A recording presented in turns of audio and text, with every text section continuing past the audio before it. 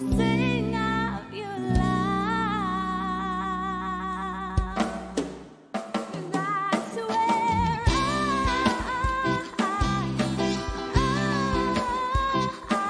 belong. Love is all I need. That's where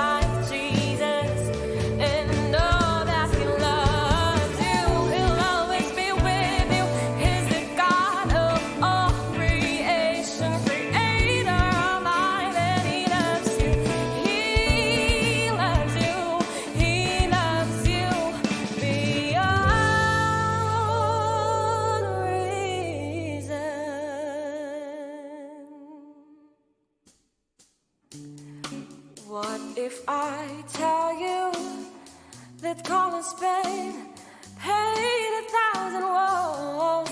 Would it mesmerize the eyes of the blind? What if I tell you that there's comfort to the weary?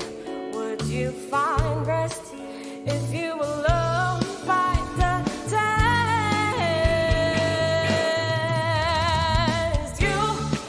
Need to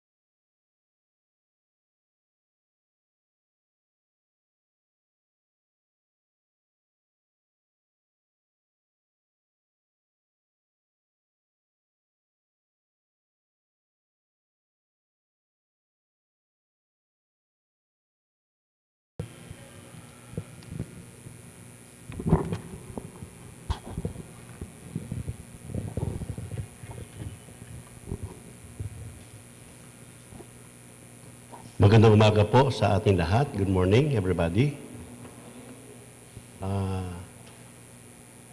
Pwede po bang tumayo tayong lahat? Manatili po tayo sa kinatatayuan natin. Pwede natin kawayin yung mga nasa kaliwa kanan natin. So para maiwasan po natin at sundin po natin yung health protocols po natin. Handa na po ba tayo para sa araw na ito na magsumamba tayo sa Panginoon? Handa ang ating puso? Sabi nga walang sino man pwedeng humadlang sa isang anak ng Diyos upang siya'y magbigay ng papuri, pasalamat sa araw na ito. Kahit anumang pandemya na dumarana sa atin, walang makapaghihiwalay sa atin sa Panginoon. Amen po ba? Ihanda po natin ang ating puso para sa pagpuri natin sa Panginoon. Tayo po'y sumandaling manahimik. Manalangin po tayo. Ituon po natin ang ating puso.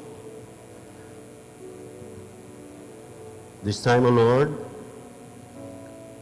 we are thankful for the past few days. We are here to give thanks, to give praise, and worship you, Lord. Hayaan po ninyo, O Diyos, na maibahagi po namin. Hayaan po ninyo, Panginoon. Ang awitin na ito ay isang panalangin po namin para sa iyo. Sabayan po ninyo ako sa awitin na ito bilang isang panalangin.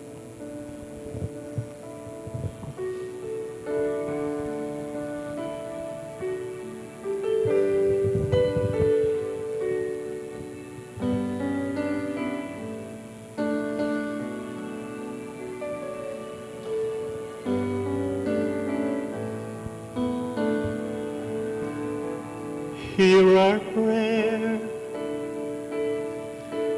We are your children, and we've gathered here today. We're gathered here to pray. Hear our cry. Oh Lord, we need your mercy, and we need your grace today. Hear us as we pray. Everybody, our Father.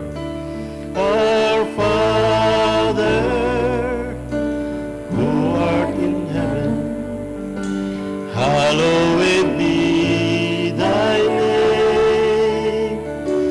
Our Father, hear us from heaven. Forgive our sins, we pray.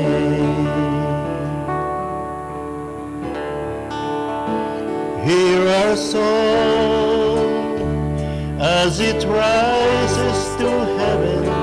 May your glory fill the earth as the waters cover the seas. See our hearts and remove anything that is standing in the way of coming to you today. Our Father, who art in heaven, hallowed be thy name. Our Father, hear us from heaven. Forgive our sins, we pray. And though we are few, we're surrounded by many who have crossed that river before. And this is the song we'll be singing forever. Holy is the Lord. Holy is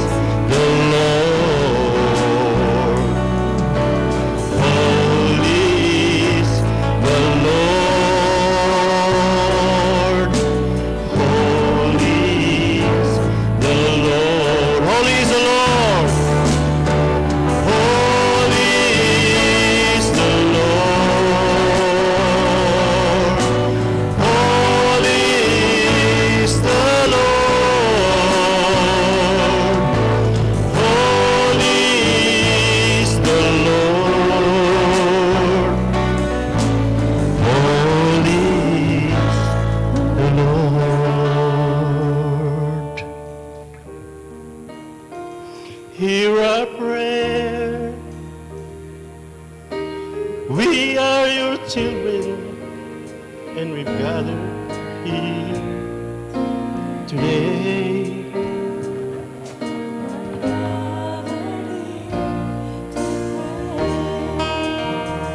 Hear our cry.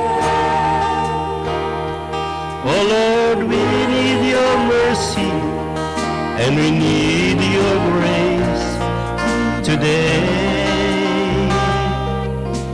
Hear us as we pray, our Father.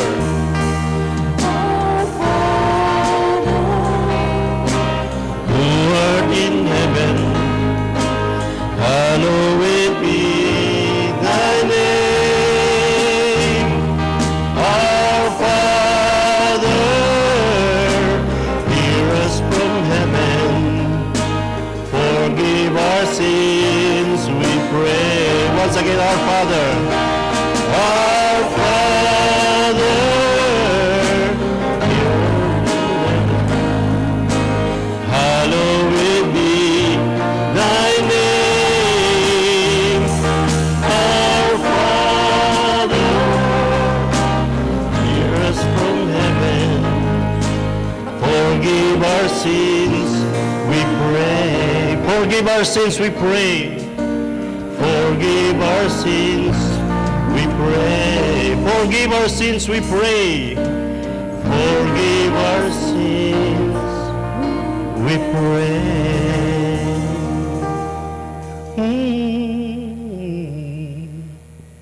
Thank you, Lord.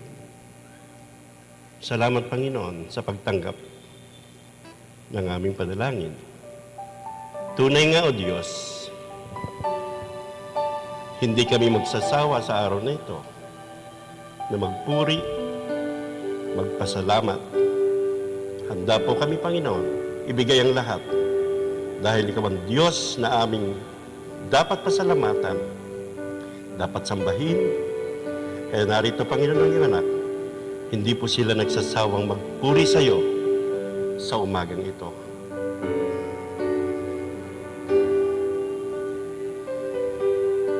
Sa umaga pagkagising, ngalan mo'y pupurihin, puso ko'y laging may awit para sa'yo. Lagi kong nararanasan katapatan mong walang hanggan, pag-ibig mo'y laging sariwa sa araw-araw. Hindi ako magsasawang purihin ka, buong puso't lakas minamahal kita. Laging aawitin pag-ibig mo sa akin, Panginoong Jesus, purihin ka.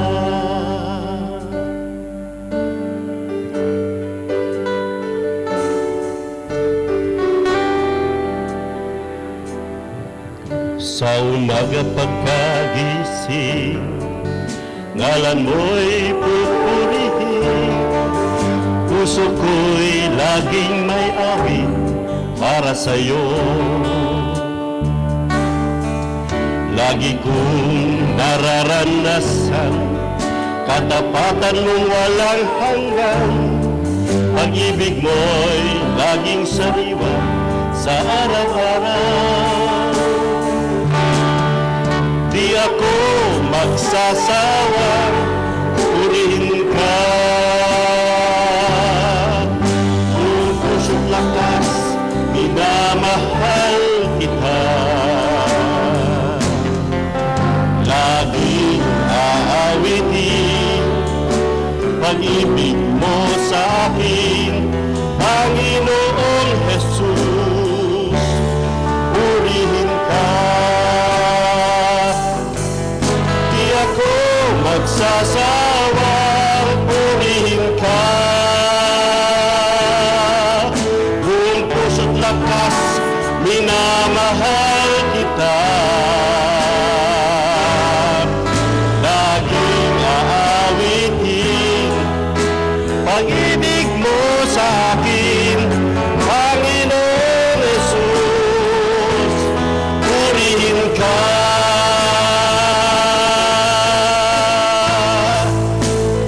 salamat, Panginoon. Pinupuri ka namin, itinataas ang iyong pangalan sa umagang ito.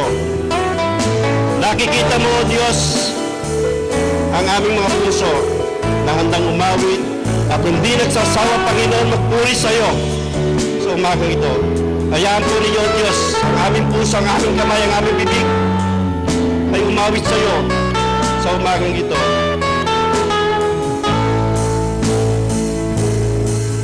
Di ako magsasawang purihin ka.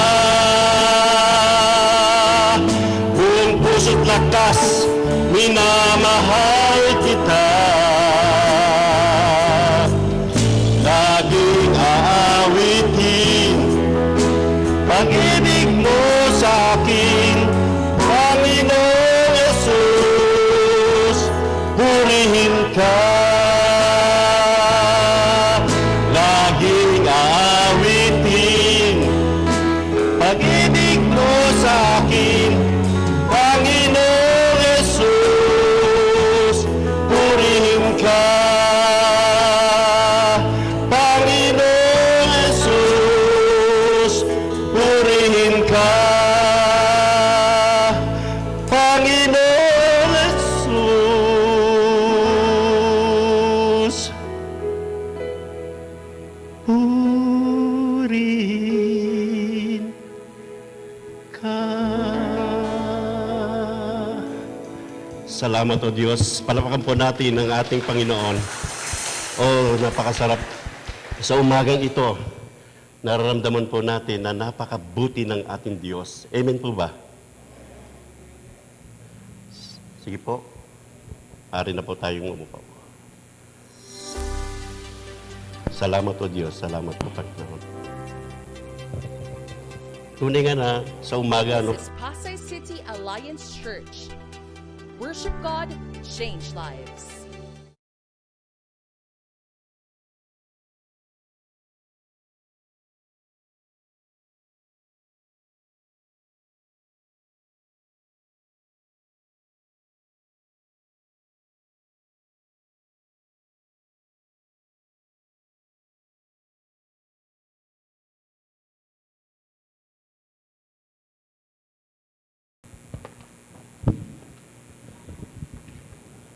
Good morning, brother and sister in Christ. Ako nga po pala si Christy Romy Rosa, Ate Christy sa iba at Nanay Christy naman sa mga kabataan. I praise God for His goodness and faithfulness sa aming buong pamilya, lalo na this time of pandemic. 2 months ago, bago mag-lockdown, our family ay nagkaroon ng pagsubok. Sa 2 buwan, sa loob lang namang 2 buwan, 2 sa anak ko nag-commit ng suicide. But praise God and God's protection, wala naman pong nangyari sa kanila.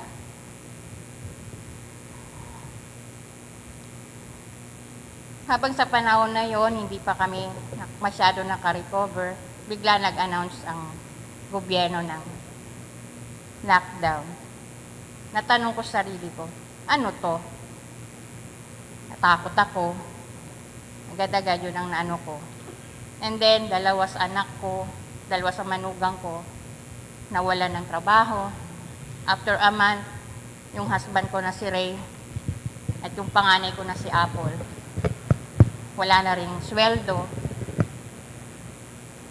Natakot ako. Pero, pinanghahawakan ko tong life verse ko.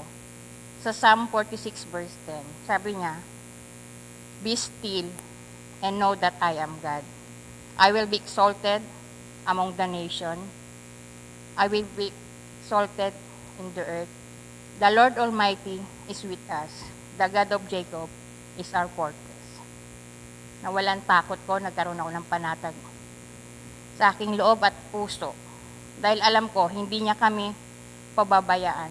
True enough, dahil this time, yung rep namin laging puno. Laging masarap yung aming ulam. Malusog ang pamilya ko, especially yung mga apo ko.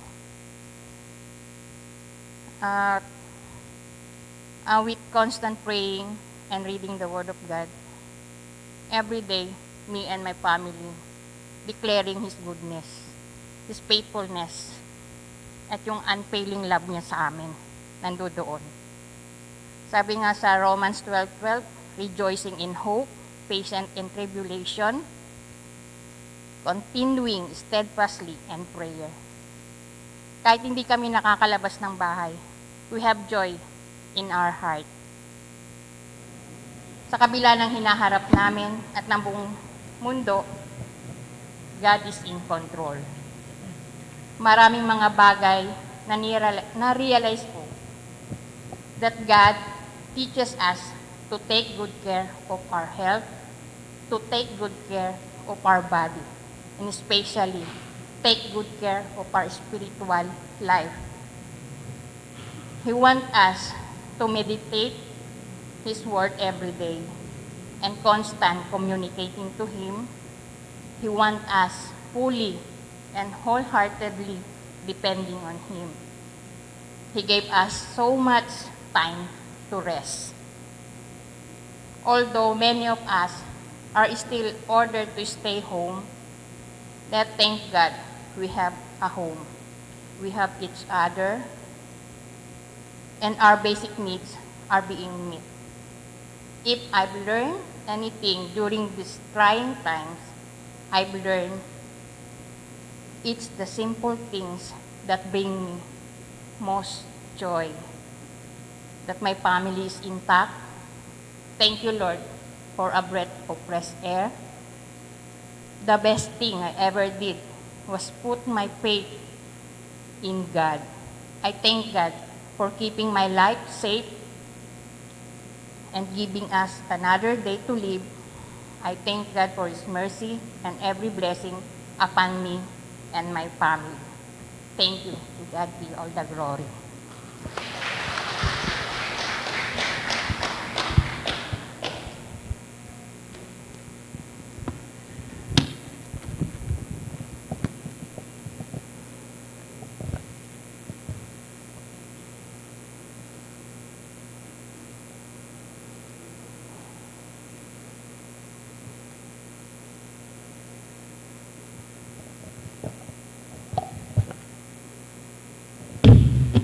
Thank you very much, Sister Christy, for that wonderful story of your life and family, how the Lord has been so good to you. And I do believe that to all of us, we have also our stories to tell how good and faithful God is, even in these trying and difficult times.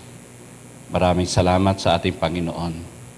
I also thank God that the Lord has blessed PCAC with this beautiful sanctuary na kahit nilimit yung number natin, we can still accommodate this many. I am sad to hear na may mga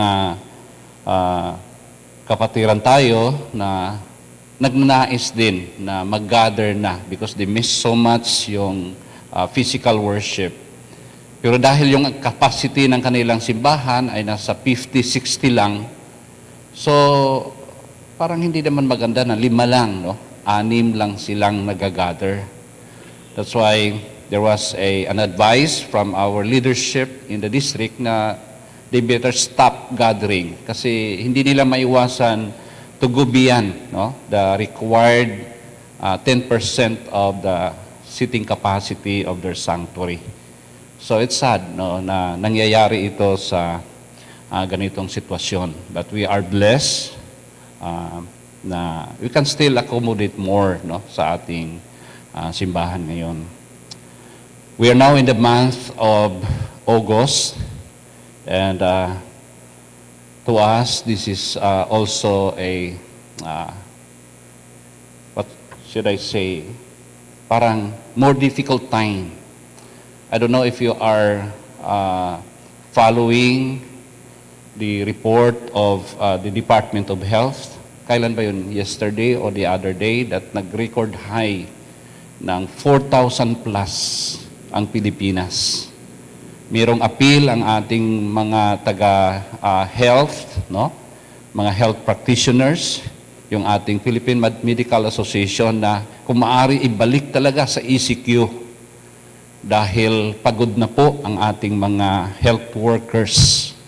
Parang they are now, sabi nila, the end of their line. Parang gusto na nilang, marami nang gustong give up. We'll pray, no? We'll pray what would be our future, but we believe that God is still in control. He allowed this for a purpose. And maybe this will be our opportunity, no, to really take time with our relationship with the Lord and in our ministry, no, for the Lord. Let's pray and commit our time to the Lord. We'll begin with our emphasis this month about commissioned. And I'll begin sharing about commission to multiply. And you will be hearing series of messages within this month about being commissioned as a believer and as a child of God. Let's pray. Lord, we thank you that you are still our sovereign God. No matter what happens, we believe, Father, that you know what it means for us who love you, we who are called according to your purpose. That's why, Lord, we continue to stay close with you and still hold on and cling on to your promises that you will never leave us nor forsake us. Today, we are so glad to come before your presence as your children, O God, to worship you, to adore you. We believe, Lord, that you are pleased with the praises of your people. And you are exalted, O God, with our singing and our testimonies, O God, of your greatness and your faithfulness. Lord, today, as we hear your word, speak to us, O Lord. Open our hearts. Remove any barriers, O God, that will hinder your word in reaching into our hearts. And we pray, Father, that you will also teach us to humble, that we will respond to your word according to your will. This we pray in Jesus' name. Amen. Amen. Commission to multiply. I hope you will follow with me as we flash on our screen. By the way, we also welcome our brethren who join us in our worship through online. Hello po, good morning sa inyong lahat. May the Lord will continue to bless you wherever you are. Just listen to God and what God is going to tell you this morning through His Word. I'd like to begin, mga kapatid, that from the beginning of creation, multiplication has been central to the purpose and agenda of God, not only for humanity, but also for all living creatures. God never intended that any living thing He created should just be born, live, and die. Hindi po. No? Nais ng Panginoon that these living creatures, including me and you, should propagate, should reproduce. So when God gave His first commission upon mankind, saying, be fruitful and multiply. Ito yung sabi ng Panginoon. In Genesis 1:28. We can flash that.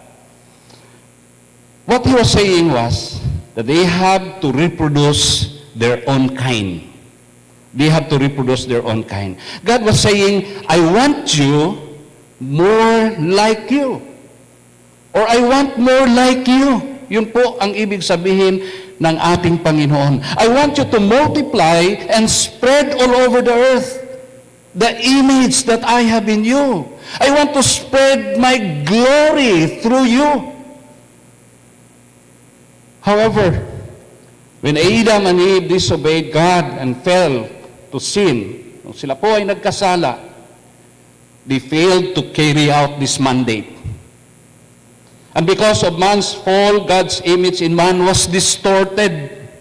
As a result, instead of worshiping God and reflecting His rule over creation, na maipakita ng tao ang imahe ng Diyos sa pamagitan ng kanyang pamamahala sa mga nilikha ng Diyos. Fallen humanity now worship the creation. Nakita niyo ba yung malaking pagbabago? Noon, they were created and commissioned to rule over these created beings. Nung nagkasala sila, instead that they will rule these things, sinasamba na ito nila. Ito na ang binigyan nila ng halaga, hindi na ang Creator. At dahil sa kasalanan, hindi na po naipahayag ng tama ang imahe ng Diyos sa buhay at ginagawa ng tao. But God is so determined to redeem His created beings. That's how loving God is to us.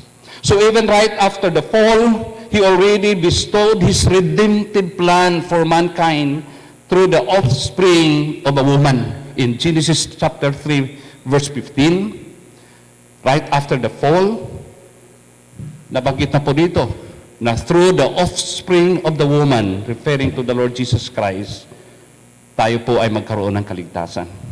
At ito na ang magandang balita, that God in His grace is restoring His image through the work of Christ.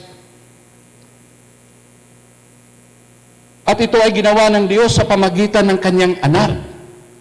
Dahil si Jesus is the very image of God, Paul makes it clear in his writing to the book of Colossians. Tingnan po natin yung book of Colossians, chapter 1, verse 15. Okay, anong sabi dyan? He, referring to Jesus Christ, is the image of the invisible God, the firstborn of all creation. Now that we are restored to our relationship with God, the mandate to multiply is reiterated in a different phrase but the same content. Paano ito? Because in the Old Testament, anong sinabi sa Old Testament? Be fruitful and multiply. Sa New Testament, anong sinabi? Go and make disciples. Bakit magkapareho ito? Because Jesus made it clear to His disciples when He gave them the Great Commission to teach them to observe all that He has commanded Him to do. In Matthew 28:20, Jesus was simply telling them, I want you to multiply, pass on to your disciples everything I first taught to you. Kung ano yung natanggap ninyo, wag niyong sarilihin yan, ipasa niyo sa mga magiging disipulo ninyo. That's why we emphasize in our ministry here in PCAC that our goal is not just to make converts and teach them the basic of faith. As long as they receive the salvation and being baptized, and now with us serving, tama na po. No. We need to make sure that each one we want to the Lord is capable of passing on his life, live in obedience to God, to others who can also pass it on to others. And look what happened when the disciples follow this Great Commission. Tingnan po natin ang nangyari sa Acts chapter 6 verse 7. Acts chapter 6 verse 7. Then the word of God, plus natin. Then the word of God spread, and the number of the disciples multiplied. You see? Dala-dala nila yung salita ng Panginoon, go and make disciples. Dala-dala nila ang mensahe sa kaligtasan sa pamagitan ng pagkabuhay muli ng ating Panginoon Hesus. Then the word of God spread and a number of disciples multiplied. Wow! In only few years, mga kapatid, they had turned the world upside down even without the benefit of the broadcast and digital technology like TV, radio, printing press, internet, o ano pa man meron tayo sa ating mga kapanahunan ngayon. Wala yan. Sulat kamay lang ang ginawa ni Apostol Pablo. O kaya naglakad lang ang mga taong ito upang maipahayag ang mabuting balita.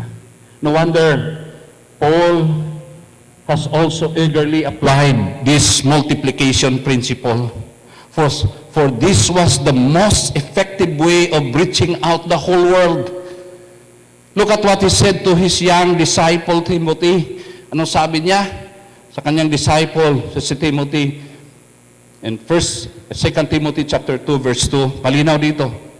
The things which you, referring to Timothy, second generation, have heard from me, first generation, the Apostle Paul, in the presence of many witnesses, this entrust to faithful men, third generation, who will also able to teach others, the fourth generation.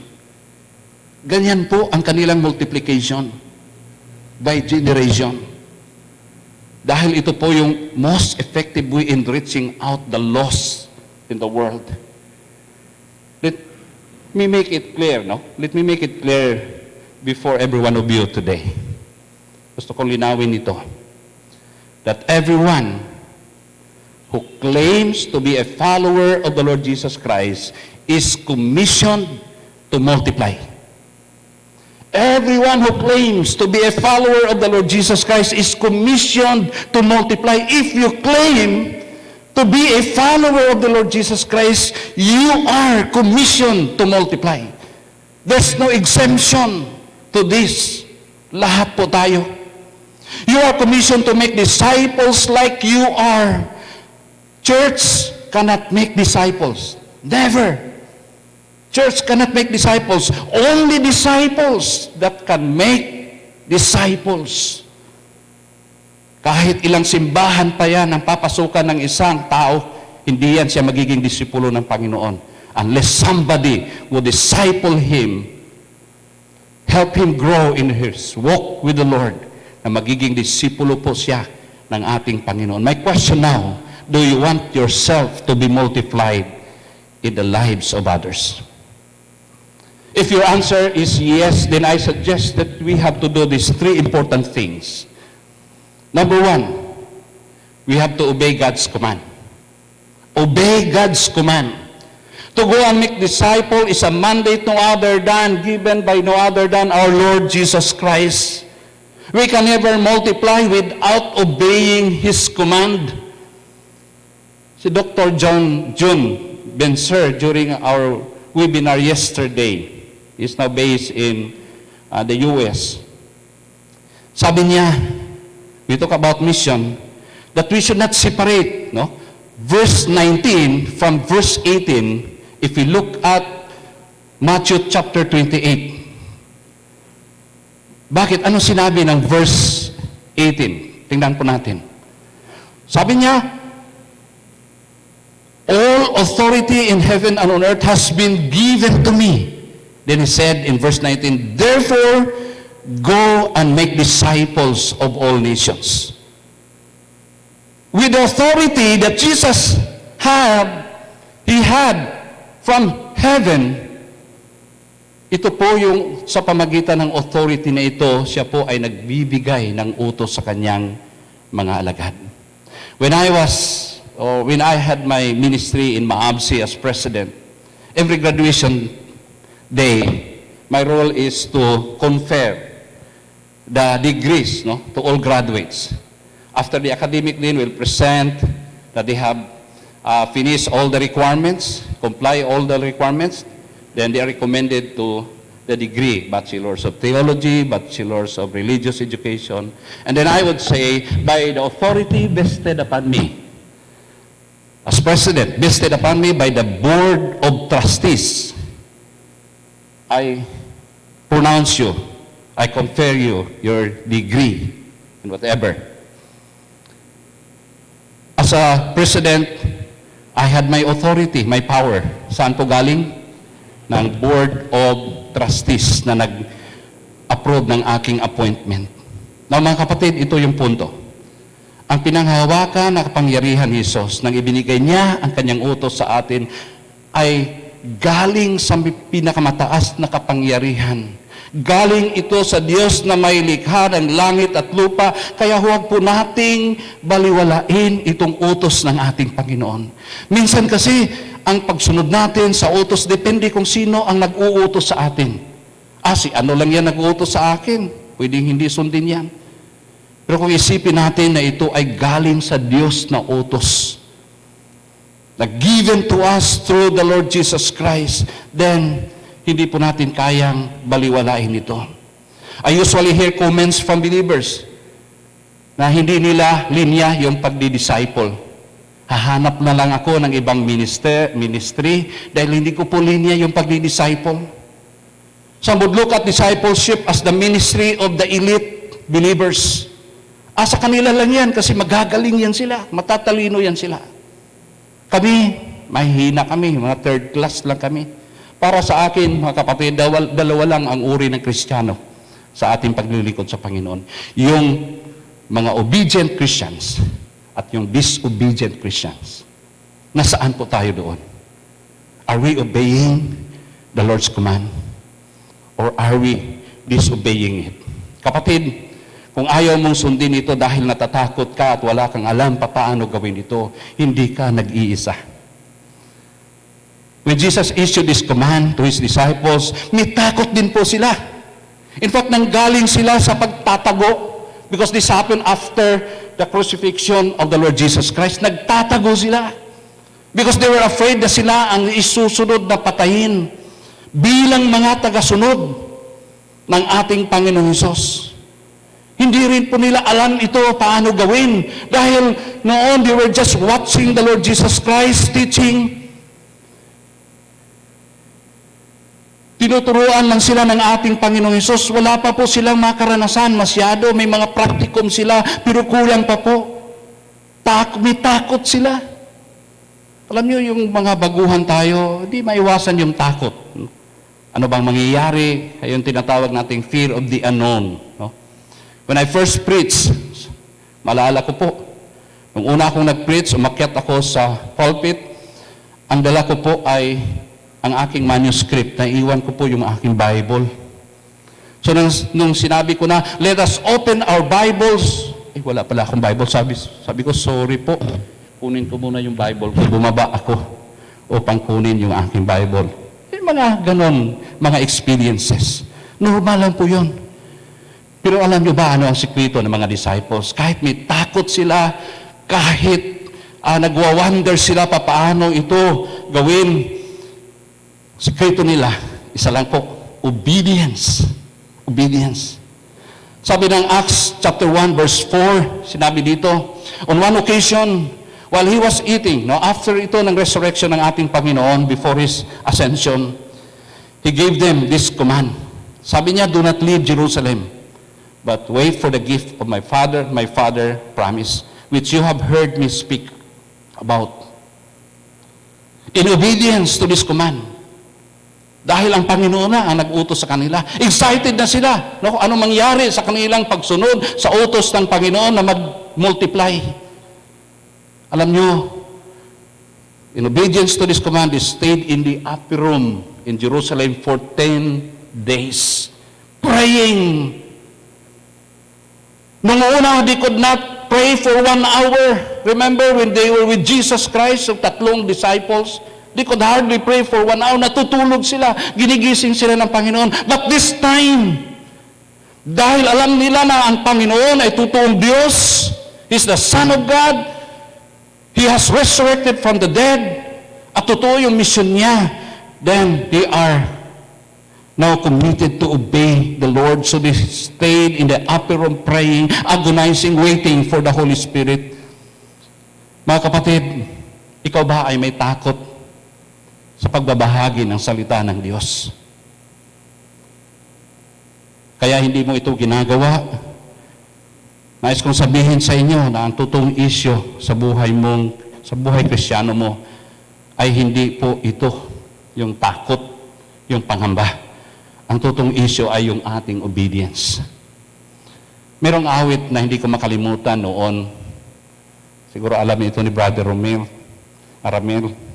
Yung awit na, "Wag mo akong tawaging Panginoon kung ayaw mo sumunod sa akin." Di po ba totoo yan?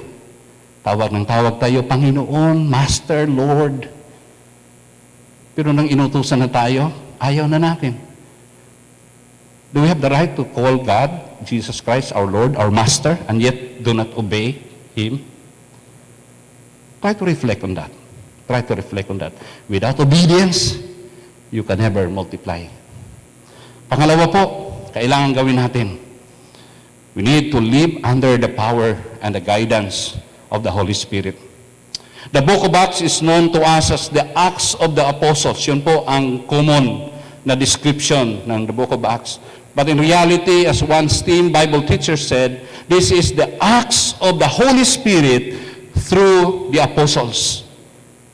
Ito'y Acts of the Holy Spirit through the Apostles. In other words, all that happened that are written in this book in terms of the growth of the gospel were orchestrated by the Holy Spirit through the apostles and the believers in the early church. Ito po ang totoo, mga kapatid. Kaya napahalaga po para sa kanila ang upper room encounter dahil sa pamagitan nito, they will encounter the manifest presence of God through the Holy Spirit. Ito po yung sinabi ng Acts 1:8. But you will receive power when the Holy Spirit comes on you, and you will be my witnesses in Jerusalem and in all Judea and Samaria and to the ends of the earth. If you follow through the book of Acts, you will note the significant role of the Holy Spirit in the multiplication of the believers and eventually in the growth of the church. Titingnan mo yung Acts 9:31. Anong sinabi ng Acts 9:31? As the early church was strengthened and encouraged by the Holy Spirit and grew in numbers, it lived in the fear of the Lord. You say they were strengthened and encouraged by the Holy Spirit. Kaya sila po ay dumarami. It was also the Holy Spirit that prompted the apostles to work the work of church planting multiplication. As we read in Acts 13:2. Anong sinabi ng Acts 13:2? While they were worshiping the Lord and fasting, the Holy Spirit said, "Set apart for me Barnabas and Saul for the works which I have called them." Magkasama po sila. But the Holy Spirit prompted them na kailangan sila maghiwalay para dadami po, lalawak ang gawain at dadami ang maitayong mga simbahan. Trabaho ito ng Holy Spirit. When we respond to God's call to go and multiply, mga kapatid, through disciple making, He promised that He will be with us through the Holy Spirit. Siguro tanong natin, gaano ba kahalaga ang banal na Espiritu sa ating buhay at sa ating ministeryo? Napakahalaga po. Unang-una, it's the Holy Spirit who will guide us. Hindi natin alam sino yung ating sira ng gospel, sino yung handa na tumanggap ng mensahe ng Panginoon. But when we pray, the Lord will just lead us to people who are now ripe for harvest. This is the work of the Holy Spirit. It's the Holy Spirit who will convict the sinners. Hindi po natin kayang i-convict ang mga tao. Ang atin ay magbahagi lang ng salita ng Panginoon.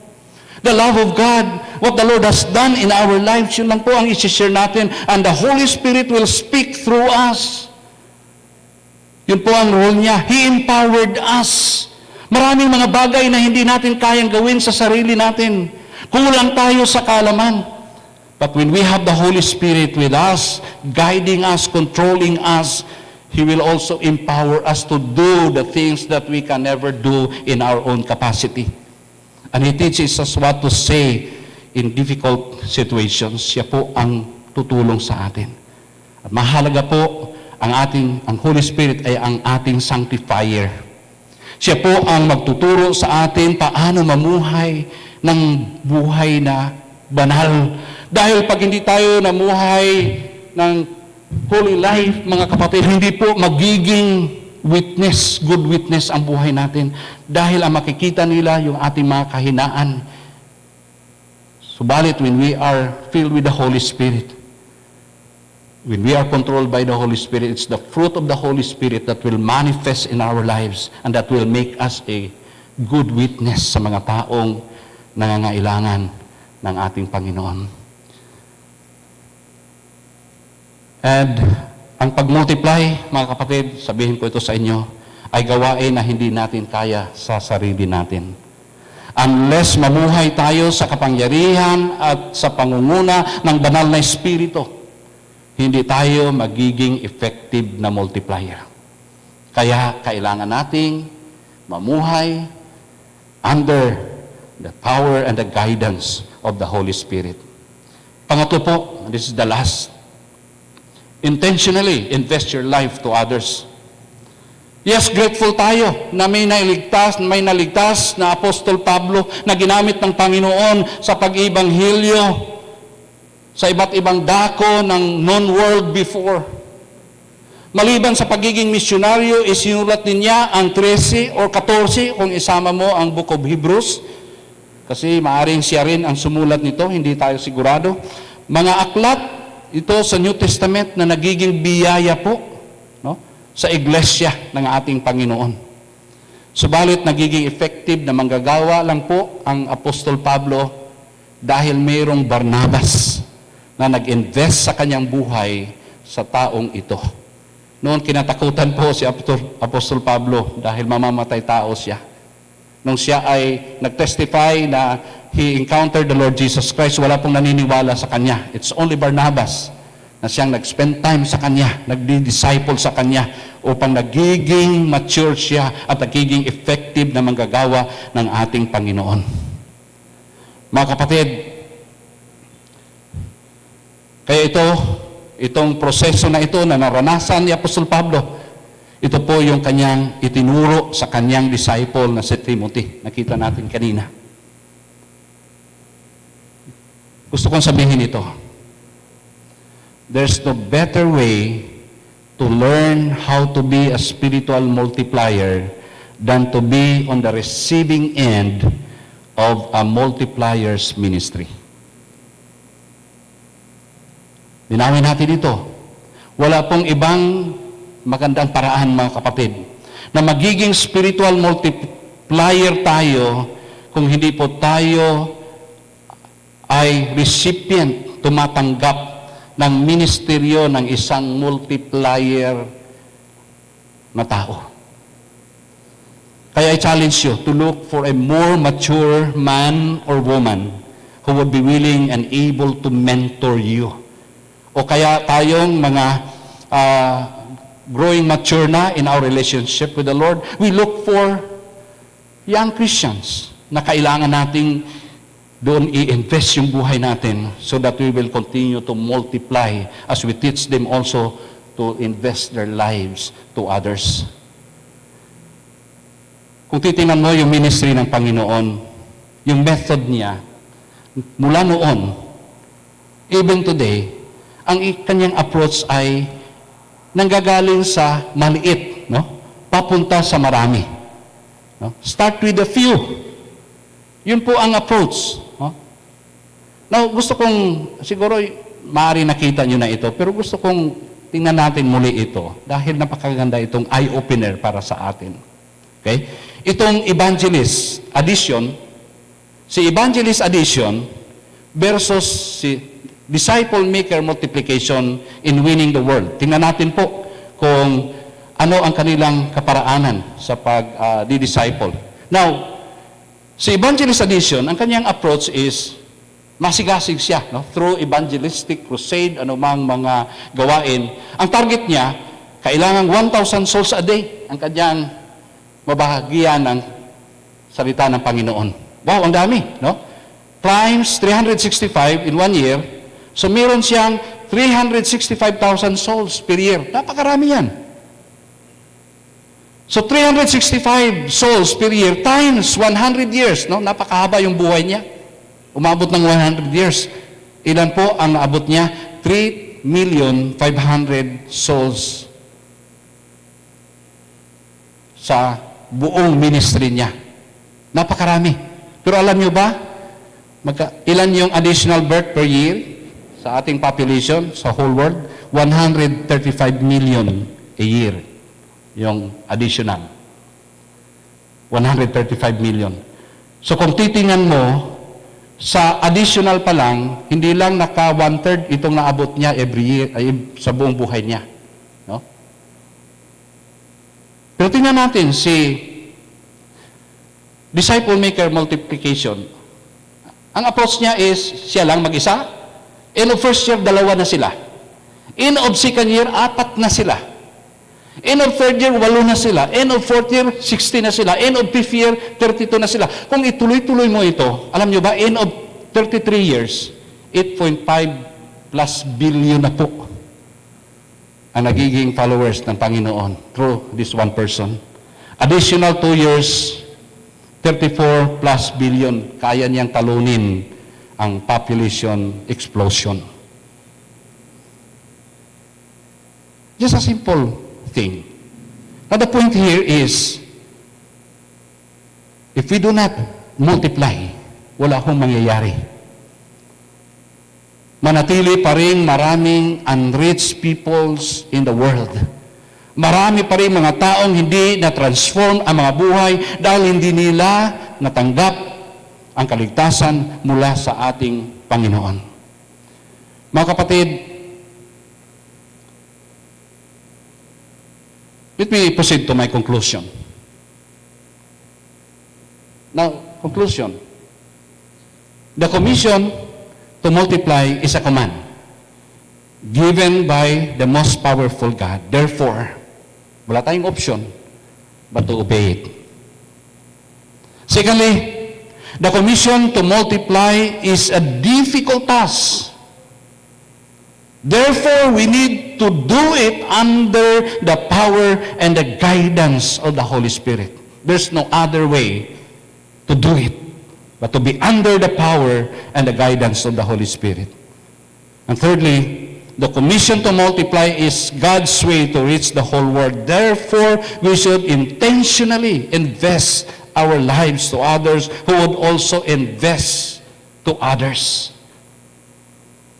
Finally, tingnan natin itong picture na ito. Mga kapatid, tayo pong mga believers are not meant to be a dead end. Dead end. Pag dating dyan, wala nang patutunguhan. Pagdating ng salita ng Panginoon, ng gospel, wala na. Nag-stop na lang sa iyo. But ang desire ng Panginoon ay magiging super highway tayo, where God wants to travel to many others through us and help them grow to maturity. And that is what we meant by multiplication. Mga kapatid, if you claim to be a believer, a follower of the Lord Jesus Christ, you are tasked, you are commissioned to be a multiplier. You are commissioned to multiply. Are we willing to obey the Lord? Are we willing to be at the disposal of the Holy Spirit? Are we willing to invest to people? Maybe they are our loved ones, our office mates, our friends, kung sino pa man. Even at these lockdown times, we can still invest our lives through social media. Wala po ito sa time ni Paul. Sulat kamay lang siya. But he was able to reach many people. Tayo pa ngayon na nasa tip of our fingers lang, we can reach to our friends, our loved ones. Mga kapatid, the issue here is our obedience. Mananatili ba tayong disobedient sa Panginoon? Let's pause for a moment and try to reflect. Kapatid, hindi ko po salita ito. Salita ito ng Panginoon. Ginamit lang po ako na ipaabot itong salita niya sa iyo. At hindi ito aksidente na ito'y dumating sa iyo sa mga panahon na ito na nasa pandemic tayo. I do believe that the Lord is speaking into your heart today. Ikaw na po ang bahala. If you claim to be a follower of the Lord Jesus Christ, if you claim that you are loving the Lord Jesus Christ as your Lord and Savior, settle this matter before Him. Thank you, Lord, for speaking to us, to your word. Give us the grace to obey your Father and to trust the working of the Holy Spirit in our lives. And give us people, O Lord, whom we can invest our lives so that they will grow mature and also invest their lives to others. Ito po ang aming dalangin sa pangalan ng aming Panginoong Hesus. Amen. Amen. Magandang umaga po ulit sa atin lahat.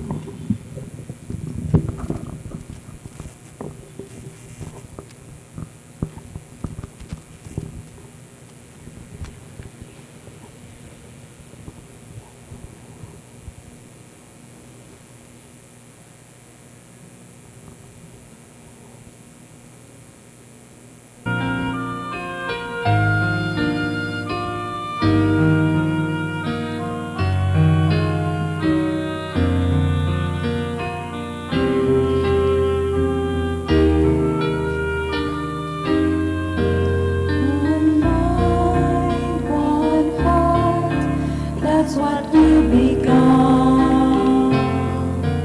When we praise you, Lord, the three in one, help us share your love, though with everyone, as we worship you, Jesus, our King.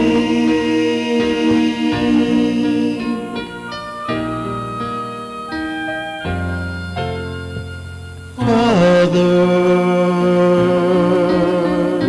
Jesus, Holy Spirit, help us, your will obey. Cleanse our hearts, change our lives, mold us anew, this how we pray, as we worship you, Jesus Christ our King.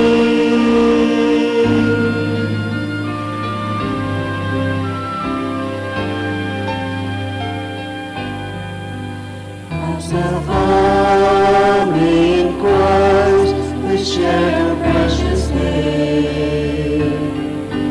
And we know you are here, Lord, your presence we claim.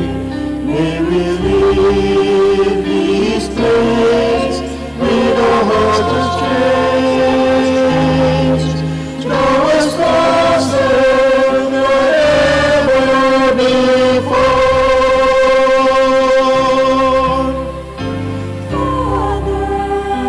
Father, Jesus, Holy Spirit, help us, your will obey.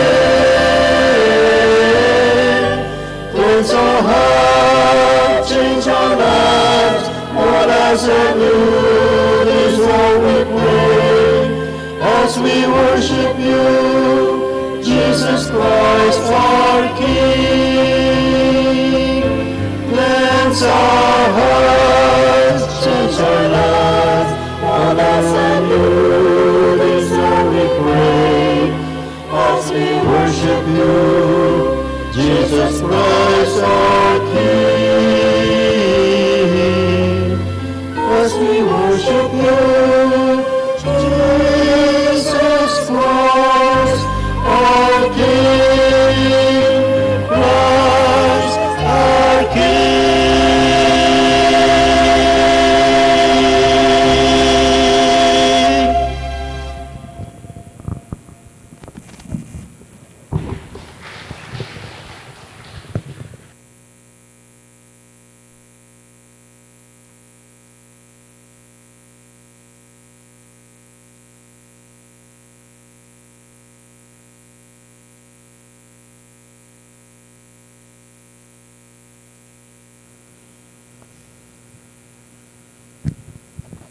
Again, good morning. Christ is our King. Praise God. Pwede po ba nating palakpakan ang ating Diyos na buhay?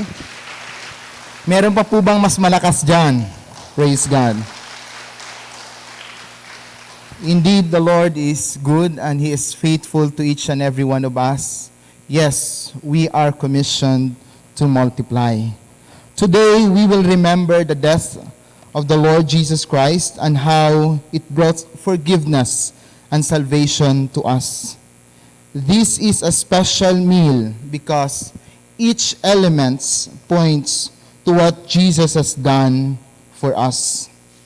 The bread symbolizes the body of the Lord Jesus Christ that was torn for our sins, and the cup symbolizes the blood of our Lord Jesus Christ that was poured out on the cross that made us clean before God. Jesus invites us, all of us, or all those who love Him and believes in Him, to join Him in this meal. In 1 Corinthians chapter 11, verses 23 to 26 says, "For I received from the Lord what I also passed on you. The Lord Jesus, on the night He was betrayed, took bread, and when He had given thanks, He broke it and said, 'This is my body, which is for you. Do this in remembrance of me.' In the same way, after supper, He took the cup, saying, 'This cup is the new covenant in my blood. Do this whenever you drink it in remembrance of me. For whenever you eat this bread and drink this cup, you proclaim the Lord's death.'" Let us all stand and let's come to God in prayer. Inanayahan ko po ang bawat isa that let us pray in repentance to God. Kung meron man tayong ihingi ng paumanhin sa Panginoon ng pagpapatawad, let us come to God and let us pray. Lahat po tayo manalangin.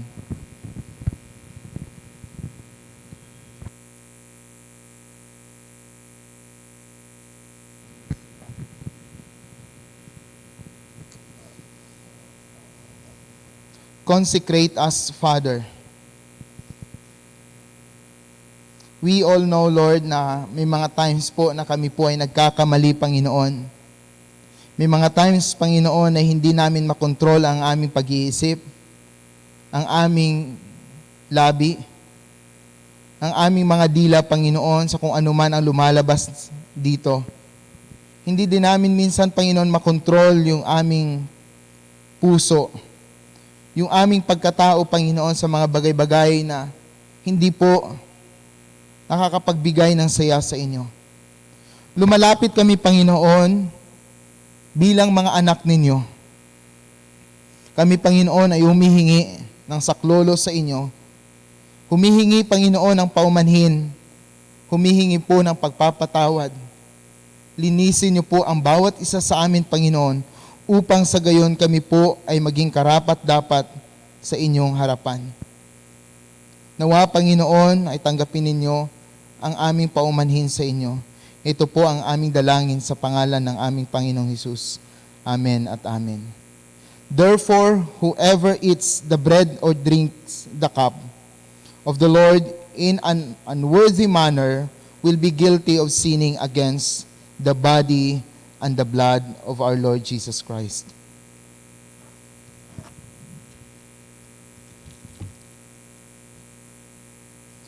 The Lord Jesus, on the night He was betrayed, took bread and said this, giving thanks to the Lord. At itong tinapay na ito po ay nagsisimbolo sa katawan ng ating Panginoong Hesus. Let us do this in remembrance of our Lord Jesus Christ.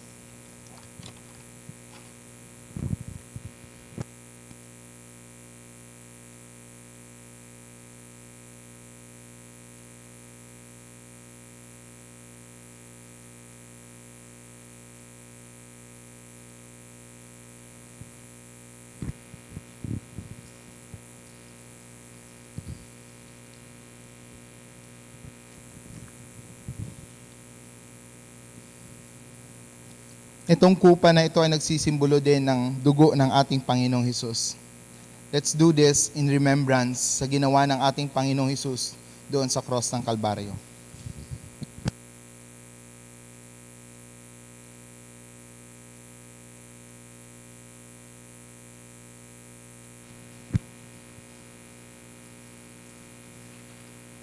Let us come to God in prayer.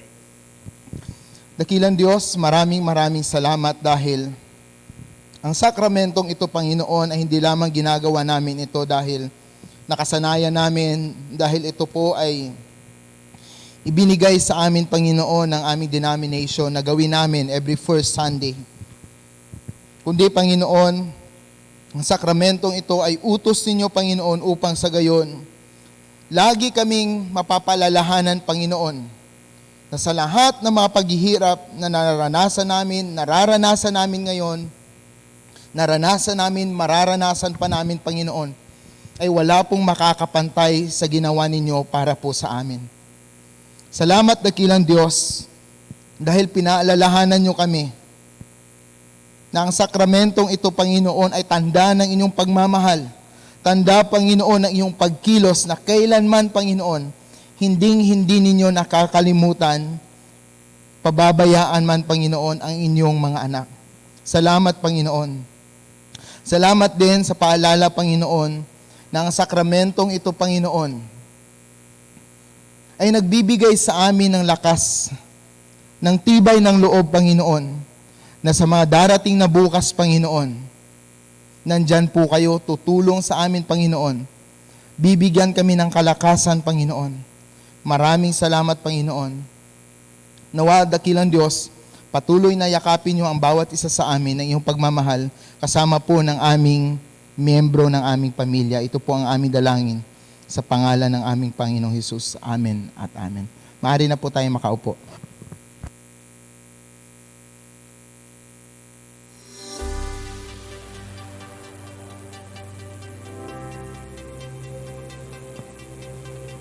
This is Pasay City Alliance.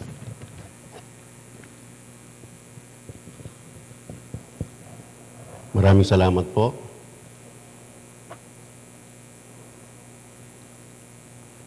Ngayon po ay tutungo po tayo sa offertory, sa tithes and offering.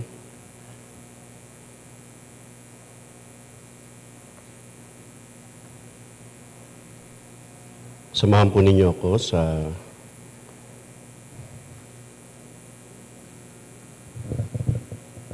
Malakay chapter 3 verse 10. Kung meron po tayong mga Bibles. Ito po, basahin po natin. Sabay-sabay po natin basahin. Bring the whole tithe into the storehouse, that there may be food in the house. Test me in this, say the Lord Almighty, and see if I will not throw open the floodgates of heaven and pour out so much blessing that there will not be room enough to store it. Second, 2 Corinthians chapter 9 and 7. Each of you should give what you have, decided you in your heart to give, not reluctantly or under compulsion. For God loves a cheerful giver. Meron po tayong instruction para po sa paghulog po natin ng tithes. Meron po tayong mga drop box dyan po sa kaliwa. Sa parteng kaliwa po at dito po sa ating parteng kanan. Sa exit po, paglabas po natin, i-drop po natin yung ating mga tithes and offering. Pagkatapos po ito ng closing prayer. Secondly, sa live stream viewers, sa mga nanonood ngayong umaga, magandang umaga po sa inyo lahat. Sumainyo nawa ang pagpapala ng Diyos sa mga nanonood ngayong umaga. Ito po instruction po natin. You can give your tithes and offering. Meron po tayo tatlong paraan. Number 1, you can deposit it online in church bank account. Sa mga live streamers po ito, sa mga viewers. Secondly, you can text or pick up your offering. Third, you can drop by here in the church and personally give your offering from Sunday to Monday and look for Jonah. All details are found in your screen. Diyan po sa online viewers. Para po sa mga announcement po natin, greetings and birthdays and weddings ngayong August. Ayan po. So nakikita po natin. Batiin po natin ng magandang kaarawan sa kanila at sa kanila nawa ang pagpapala ng Diyos.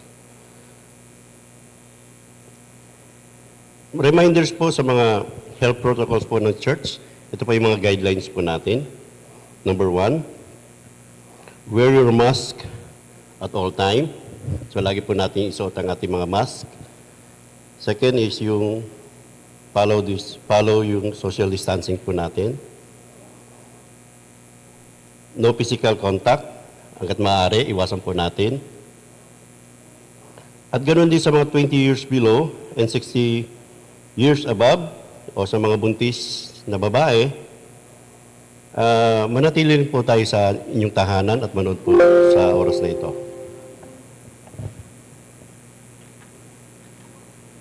Thank you po sa lahat, lalo na sa mga nanonood ngayong umaga. Thank you. Para po sa ating paglabas sa church, hindi po tayo dadaan sa ating lobby. Meron po tayong exit. Ang una po dito sa aking kanan, ang lalabas po yung parting dulo sa aking kanan. Susunod po yung second row dito sa kanan. Ayan po yung ating exit.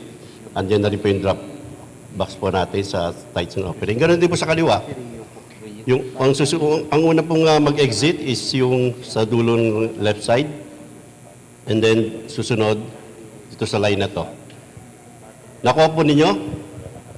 Instruction. Maraming salamat po. At magandang umaga po sa inyo lahat. Pagpalain po tayo ng ating Panginoon. Tayo pong lahat ay sumandaling tumayo para po sa... Kung may mga announcement po kayo? Wala na si Pastor. Kung wala na po, tayo po ay tumayo para po sa... sige, pumunta po kayo at may... may announcement po si Pastor, si Bishop.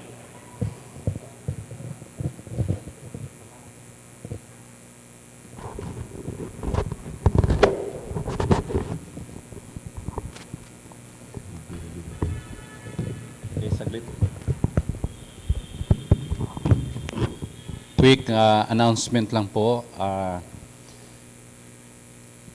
Gusto nating ipagpatuloy yung ating panawagan, no, sa ating immediate need ng ating church na video camera. We thank the Lord na in response doon sa ating panawagan last Sunday, ang ating pong kapatid, Sister Reo, ay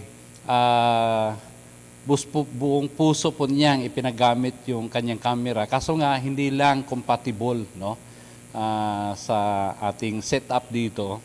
So, ninanais natin na talagang magkaroon ng church kasi tuloy-tuloy na po itong ating online coverage ng ating worship kahit na siguro nasa new normal na tayo. So, we are praying, no, if the Lord is touching you, kung malamang buong camera, you can participate by giving towards this project. We need that especially sa ating anniversary celebration ngayong darating na September. So, patuloy kaming kumakatok sa inyong mga puso, sa ating mga kapatiran, nasa online o saan man kayo, maaring hindi man kayo kabahagi ng PCAC family, no? Pero ang puso nyo ay bukas na tumulong sa gawaing ito. We welcome your support and your contribution towards this project. Pangalawa po, nais ko pong tawagin si Pastor JR, no? Dito, Pastor JR. Gusto ko lang ipakita yung kagwapuhan mo sa madla. Dito ka para makita ka sa sa online. Si Pastor JR, kilala naman natin, no, dito sa PCAC. Naglingkod na rin ito noon dito as a volunteer. Hindi natin siya nakita ng mga ilang taon dahil nag-aral na po siya sa Ebenezer Bible College and Seminary sa Zamboanga. At every summer, meron po silang internship summer ministry. Kaya nandito siya dahil sa kanyang internship. At mag-serve siya for 1 month officially. So, ang hinihiling ko po sa atin, ipanalangin natin si GR at atin din pong tulungan kung meron kayong mga blessing para sa mga manggagawa dito sa PCEC, isama nyo na, no, si GR kasi dito siya nagstay sa atin. At may mga pangangailangan din siya. I heard na he is praying for a laptop dahil online, no? Schooling na po siya. So let's pray for that need, that the Lord will meet that need. And then we are praying that GR will grow in his walk with the Lord and his ministry formation while staying with us here. Magiging blessing nawa kaming mga pastor dito sa inyo, GR. Kayo patuloy na lalago sa iyong buhay spiritual.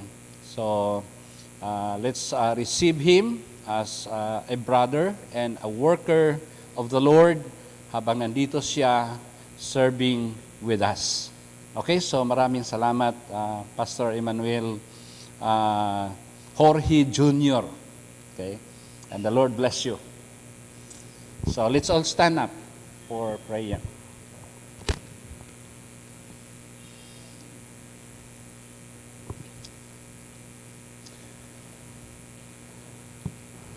Our Father and our God, we thank you for allowing us, Lord, to enjoy your manifest presence today. And we thank you that you have ministered to us. Lord, we pray that as we respond to your message, O Lord, we will be truly your witnesses, O God, in our homes, in our community, and wherever we are, O Lord. May the love of the Lord and the beauty of the Lord Jesus Christ be always seen in us.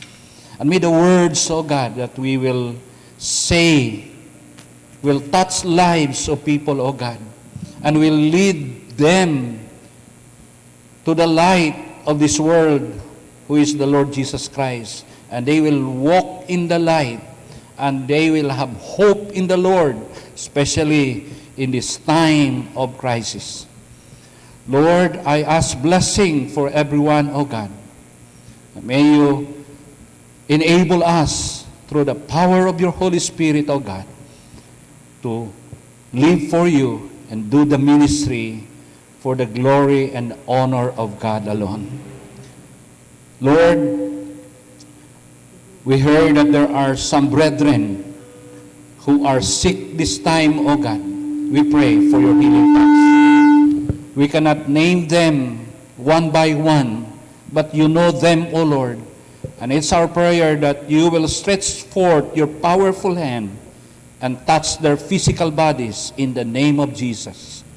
For our brethren, O Lord, who are emotionally disturbed this time, O God, and they are confused, we pray for the enlightenment through the Holy Spirit, that they will be led to you, O God, and find hope and restoration in your presence, O God.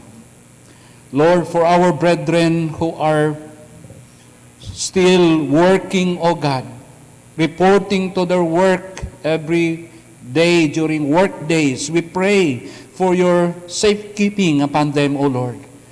Lord, shield them with your power, that they will not be infected by this virus in the name of Jesus.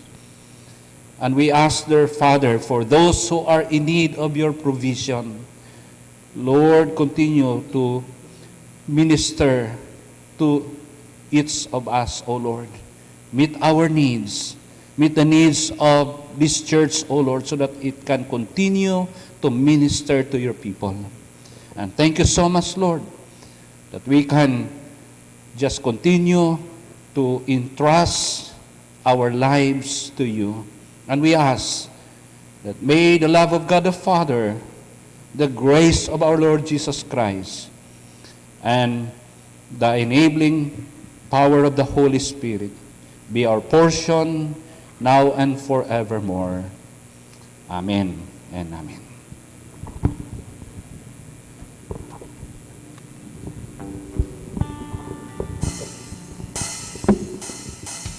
Di ako magsasawang purihin ka. Buong puso't lakas, minamahal kita. Laging aawitin pag-ibig mo sa akin, Panginoong Jesus, purihin ka. Di ako magsasawang purihin ka. Buong puso't lakas, minamahal kita. Laging aawitin pag-ibig mo sa akin, Panginoong Jesus, purihin ka. Laging aawitin pag-ibig mo sa akin, Panginoong Jesus, purihin ka. Panginoong Jesus, purihin ka. Panginoong Jesus, purihin ka. Praise the Lord. Palakpakan po natin ang ating Panginoon.